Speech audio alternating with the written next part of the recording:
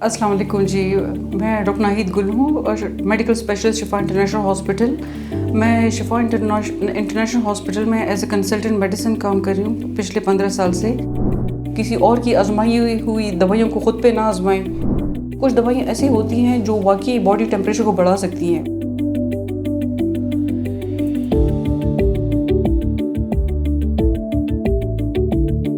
अमूमी तौर पे लोग का यह ख्याल है कि जो नॉन प्रिस्क्रिप्शन मेडिसिन होती हैं या वो दवाइयाँ जो डॉक्टर की तजवीज़ के बगैर ली जाती हैं वो ज़्यादा सेफ़ हैं बमुकाबिल उन दवाइयों के जो डॉक्टर लिख के देते हैं। अब FDA ने, जो हमारी फेडरल ड्रग रेगुलेटरी अथॉरिटी है, जो किसी भी मुल्क में होती है, जो दवाई को कंट्रोल करती है, उसकी सेफ्टी को देखती है, तो उन्होंने कुछ मेडिसिन को अलाउ किया है कि वो जो दवाइयाँ हैं वो डॉक्टर की प्रिस्क्रिप्शन के बगैर किसी भी मेडिसिन के स्टोर से ले सकते हैं। ये दवाइयाँ ज़्यादातर बहुत सिंपल मेडिसिन होती हैं, जैसे पैरास्टामोल है, पेनाडोल है, या कुछ मल्टीविटामिन्स हैं, या मैदे की तेज़ाबियत के लिए कोई एंटासिड्स हों।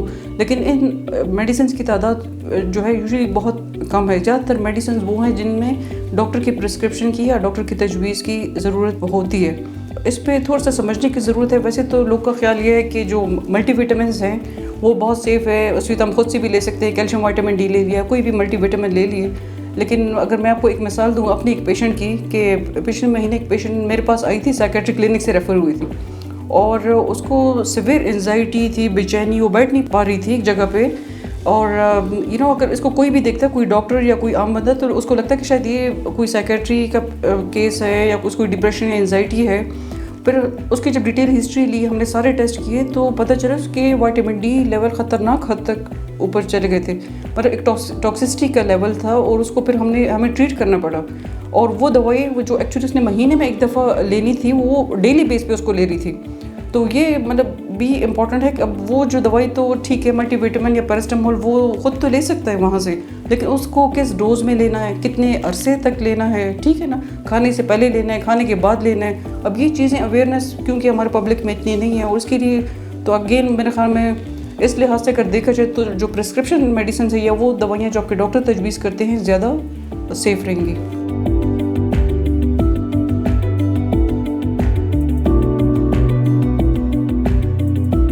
दूसरी तरफ जो एक सोच है, एक ख़्याल है कि जो हर्बल मेडिसिन हैं वो ज़्यादा सेफ़ हैं कंपेयर टू इंग्लिश मेडिसिन या एलोपैथिक मेडिसिन।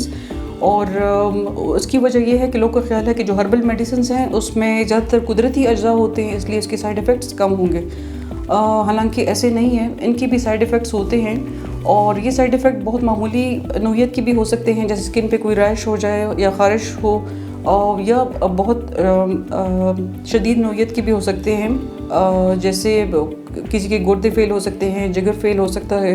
तो साइड इफ़ेक्ट्स तो होते हैं, ज़ाहिर उसमें भी डिफरेंट इंग्रेडिएंट्स उनके होते हैं, उनमें केमिकल्स होते हैं। ऐसे नहीं है कि उसकी वजह से कोई साइड इफ़ेक्ट नहीं हो सकता है। फिर ये भी जानना ज़रूरी है कि कुछ जैसे दवाइयाँ हैं, जैसे लेट्स सपोज मैं आपको एक मिसाल देती हूँ, एक ब्लड प्रेशर का मरीज़ है, वो अपनी ब्लड प्रेशर की मेडिसिन ले रहा है। अब यहाँ पर हमारे जो डिफरेंट हर्ब्स हैं, जैसे लोगों का ख्याल है कि जो लहसुन लेने से ब्लड प्रेशर कम होता है। अब जैसे लहसुन है, अदरक है, और दालचीनी है, बहुत डिफरेंट हर्ब्स है जो हमारे घर में भी अवेलेबल होते हैं, और लोग इसको सेल भी करते हैं डिफरेंट हर्ब्स, डिफरेंट नामों से, ब्रांड के नेम्स हैं।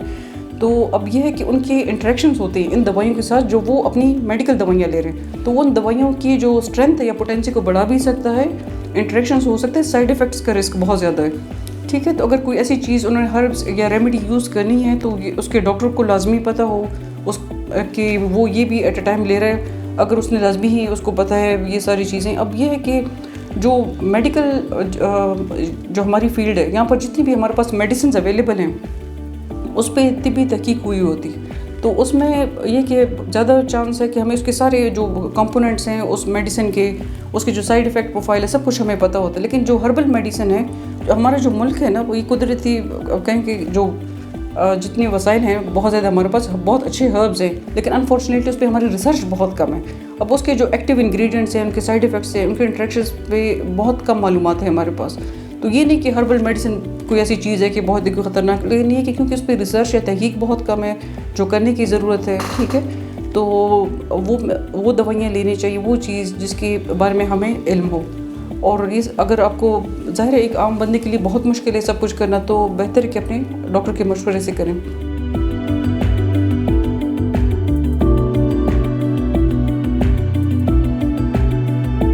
काफ़ी लोग जो है ना, ज़्यादा लोग हर्बल मेडिसिन की तरफ जाते हैं, एलोपैथिक मेडिसिन या इंग्लिश मेडिसिन कम लेना चाहते हैं। और रीज़न अक्सर ये होती है कि इसके साइड इफ़ेक्ट बहुत ज़्यादा होंगे।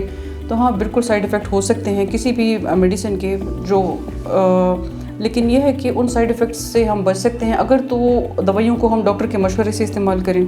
दूसरी है कि किसी और की आजमाई हुई दवाइयों को ख़ुद पे ना आजमाएं। और तीसरा जो इम्पॉर्टेंट पॉइंट है वो ये है कि हम अपनी जो भी दवाई ले रहे हैं उसके बारे में हमें आगाही हो। तो इस तरह जो भी साइड इफ़ेक्ट्स है वो कम हो सकते हैं उन दवाइयों के।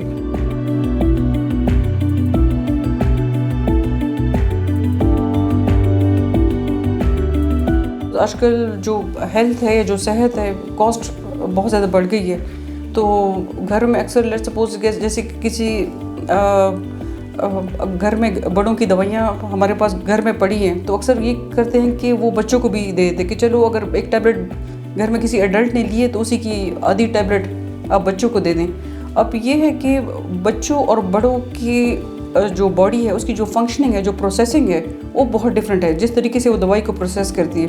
फिर ये कि बच्चों की जो बॉडी है उस तरह डेवलप नहीं हुई होती, तो बच्चों में जो साइड इफ़ेक्ट्स बहुत मुख्तलिफ नौइयत के भी हो सकते हैं, ये बहुत सीरियस भी हो सकते हैं। तो बड़ों को जो आप दवाइयाँ देते हैं वो बच्चों में उसी तरह स्ट्रेट नहीं दे सकते। जब भी अपने बच्चों को कोई भी दवाई देनी हो, सबसे इम्पॉर्टेंट चीज़ ये है कि आप दवाई पे लगा हुआ जो लेबल है, जो टैग है, उसको पढ़ें।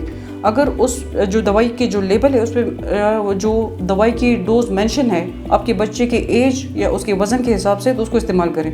अगर उस पर कोई ऐसे लेबल नहीं है तो बेहतर कि वो दवाई अपने बच्चों को ना दें और अपने डॉक्टर से मशवरा करें।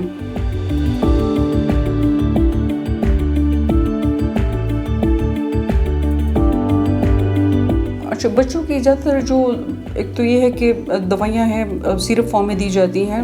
टैबलेट्स को यूजुअली हम अवॉइड करते हैं, लेकिन जैसे जैसे बच्चों की एज ग्रो करती है तो कुछ टैबलेट्स हैं जो हमारे पास च्यूएबल फॉर्म में अवेलेबल होती है, जिसको हम च्यू कर सकते हैं, जैसे टॉफ़ी की तरह ले सकते हैं। उनका टेस्ट भी अच्छा होता है। तो वो कोई स्पेसिफिक एज डिफ़ाइन करना बहुत मुश्किल है कि आप जैसे 6 साल से या 8 साल से उसको टैबलेट वो शुरू कर सकते हैं। लेकिन ये है कि अगर बच्चा आपका ऐसे जो टैबलेट को च्यू कर सकता है, ठीक है ना, आपको लगता है उसके लिए ईजी है, या बच्चे का जो वेट है 40 kg से ऊपर चला गया, तो आप टैबलेट सेफली दे सकते हैं।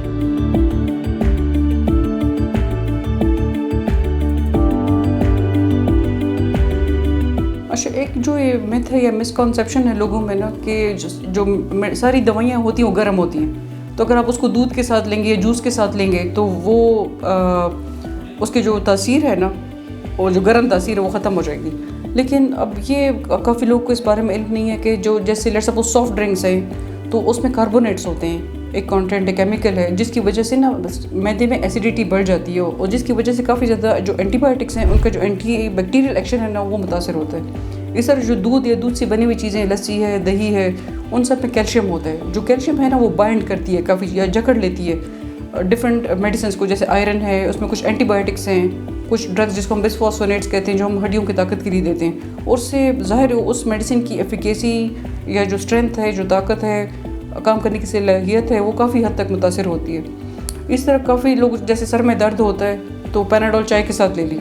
अब जो टी है या कॉफ़ी है उसके अंदर एक इंग्रेडिएंट होता है जिसको हम टेनिन कहते हैं। टेनिन जो है ना, जो ड्रग की जो डाइजेशन होती है, जो हाजमा होता है, उसको अफेक्ट करती है। तो अगर मुझसे कोई पूछे कि दवाई को कैसे लिया जाए, तो मेरे ख्याल में तो दवाई को लेने का सबसे बेहतरीन तरीका यही है कि आप उसको पानी के साथ लें।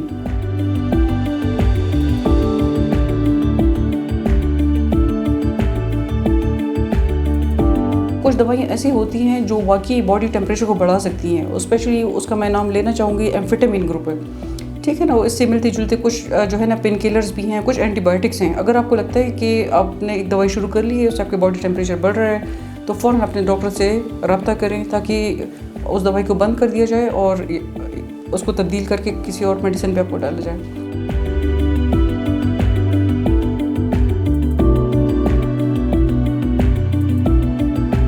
ये भी हमने देखा है कि जैसे अगर घर में किसी एक को एक बीमारी है, किसी को नज़ला या ज़ुकाम हो गया है, तो उसको डॉक्टर ने जो दवाई लिख के दी है, तो वही दवाई किसी और फैमिली मेम्बर को अगर सेम प्रॉब्लम हुआ है, उसका भी नज़ला ज़ुकाम हो गया, तो वही दवाई ऐसा उसको दी जाती है।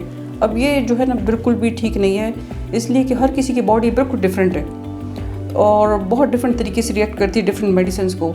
अब हो सकता है कि एक जो पेशेंट है, लेट्स सपोज मैं आपको एक मिसाल देती हूँ कि एक शुगर का मरीज़ है, उसको मैंने एक दवाई टैबलेट फॉर्म लिख के दी है उसको शुगर को कंट्रोल करने के लिए, लेकिन दूसरा मरीज़ है, हो सकता है उसकी शुगर इतनी ज़्यादा हो कि उसको इंसुलिन चाहिए हो।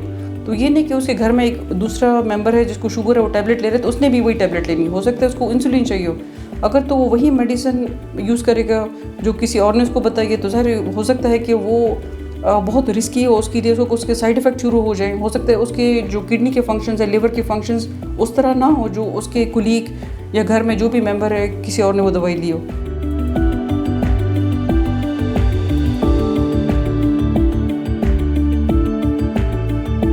ये हमने देखा है कि जैसे काफ़ी लोग जिसको हम पॉलीफार्मेसी कहते हैं कि multiple medicines at a time ले रहे होते हैं। जैसे अगर कोई पेशेंट जिसको सर में दर्द है या माइग्रेन है, तो वो एक पैरास्टामोल अगर उसने ली 1 घंटे के अंदर आराम नहीं है तो वो फ़ौरन से ये और भी पेन किलर ले लेगा, कोई डिफरेंट फैमिली का। उससे बिना है तो कोई साथ में रिलैक्सेंट, मसल रिलैक्सेंट पे ले लेगा। और उसका ख्याल, पेशेंट का ख्याल यूजुअली ये होता है कि ज़्यादा मेडिसिन लेने से एट अ टाइम या मल्टीपल मेडिसिन लेने से वो ज़्यादा जल्दी बेहतर हो जाएगा। ऐसे बिल्कुल भी नहीं है, बल्कि हो सकता है कि उससे उसको काफ़ी ज़्यादा साइड इफ़ेक्ट शुरू हो जाए और फिर उस साइड इफ़ेक्ट को ठीक करने के लिए उसको मज़ीद मेडिसिन लेनी पड़े।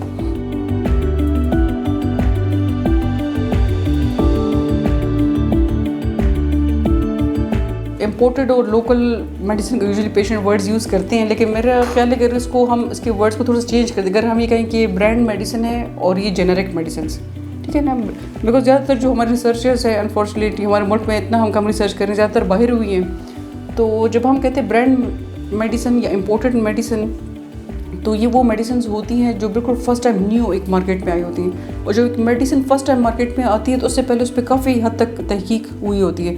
उस तभी तहकीक पे बहुत ज़्यादा खर्च आता है, कॉस्ट आता है। तो ये जो मेडिसिन होती हैं बहुत ज़्यादा कॉस्टली होती है इनिशियली जब ये मार्केट में आती हैं, जिसको हम ब्रांड मेडिसिन या इम्पोर्टेंट मेडिसिन कहते हैं। लेकिन वक्त के साथ साथ बिकॉज ये काफ़ी ज़्यादा इस्तेमाल जब हो जाती हैं तो ये मॉलिक्यूल्स हमारे पास आम मार्केट में भी अवेलेबल हो जाती हैं और फिर उसको ये हमारे पास जेनेरिक मेडिसिन के नाम से अवेलेबल होती है, जिसको हम लोकल मेडिसिन भी कहते हैं। अब ये जो है ये मैं बताना चाहूँगी यहाँ पे कि इसके जो लोकल मेडिसिन हैं हमारे, इनके जो इंग्रेडिएंट्स हैं ये बिल्कुल सेम हैं जो ब्रांड या इम्पोर्टेड मेडिसिन के हैं और ये बिल्कुल उसी तरह फंक्शन करते हैं, उतने ही इफ़ेक्टिव हैं जैसे कि ब्रांड या इम्पोर्टेड मेडिसिन के।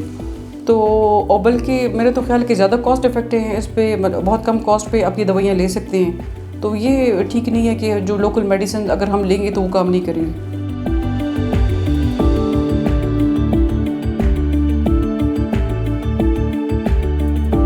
कॉमन मेडिसिन है जो हम सबके घर में अक्सर पड़ी होती है वो है पैरास्टामोल या पैनाडोल। तो पैरास्टामोल को यूजुअली जैसे कहीं वजूद के किसी हिस्से में दर्द हो रहा हो उसके लिए भी ले सकते हैं, अगर आपको बुखार हो रहा हो तो उसकी सूरत में भी ले सकते हैं। लेकिन ये अब हम सबको पता होना चाहिए कि जो पैनाडोल है या पैरास्टामोल वो वक्ती आराम देगी। जिस वजह से दर्द हो रहा है, जिस वजह से बुखार हो रहा है, इलाज उसका होना चाहिए, ठीक है। अगर आप अननेसेसरी आपको कोई तकलीफ़ है, कोई बीमारी है और आप पैरास्टामोल मुसलसल लेते जा रहे हैं तो ज़ाहिर है आपकी बीमारी हो सकता है पहले से और बिगड़ जाए और पैरास्टामोल या कोई भी पेन किलर आप ले रहे हो उसके साइड इफ़ेक्ट शुरू हो जाए।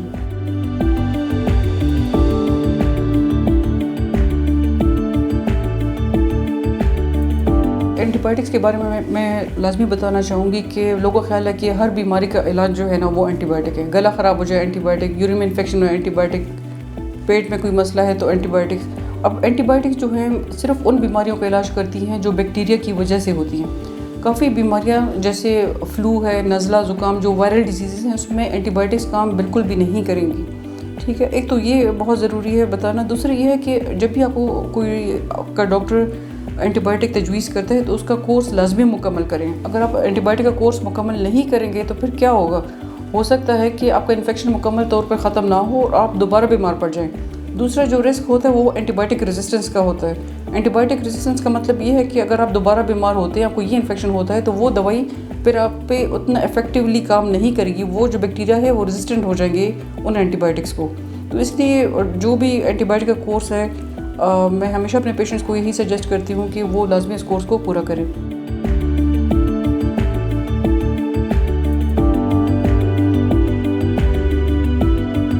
एलर्जी की जो कुछ मेडिसिन हैं, ज़ाहिर है उसमें नींद है। जो अभी हमारे पास सेकंड जनरेशन एंटीहिस्टामिन्स अवेलेबल हैं उसमें नींद बहुत ज़्यादा कम है।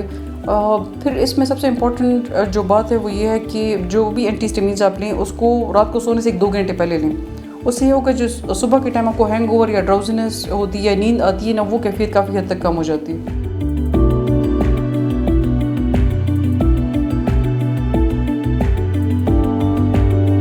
अच्छा, जितनी भी मॉडर्न टेक्नोलॉजी है तो उसमें हमारे पास जो बिल्कुल लेटेस्ट इन्वेस्टिगेशंस हैं या जो मेडिसिन्स हैं या जो सर्जिकल प्रोसीजर्स हैं तो वो तिब्बी तहकीक से साबित हैं। फिर जो अलग जो ट्रेडिशनल मेडिसिन है या जो हम घर में रेमेडीज़ यूज़ करते हैं उस पर उस तरह रिसर्च नहीं हुई होती।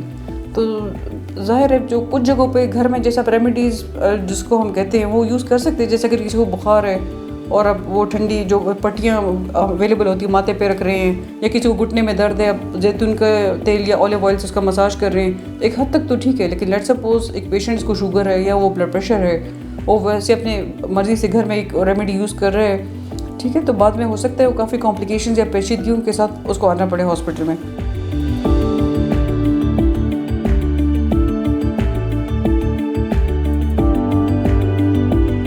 पेन किलर का इस्तेमाल बहुत कॉमन है यहाँ पे।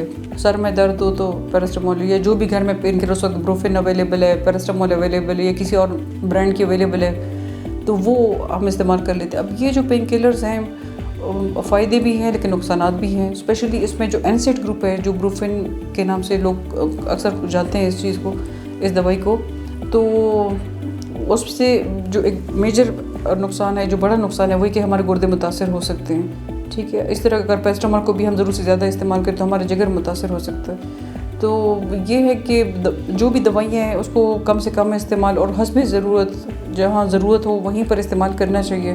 बिकॉज़ अगर अननेसेसरी इन दवाइयों को हम यूज़ करते जाएंगे फिर हमारी बॉडी यूज़ टू हो जाएगी, ठीक है, फिर उतनी इफ़ेक्टिव नहीं रहेंगी।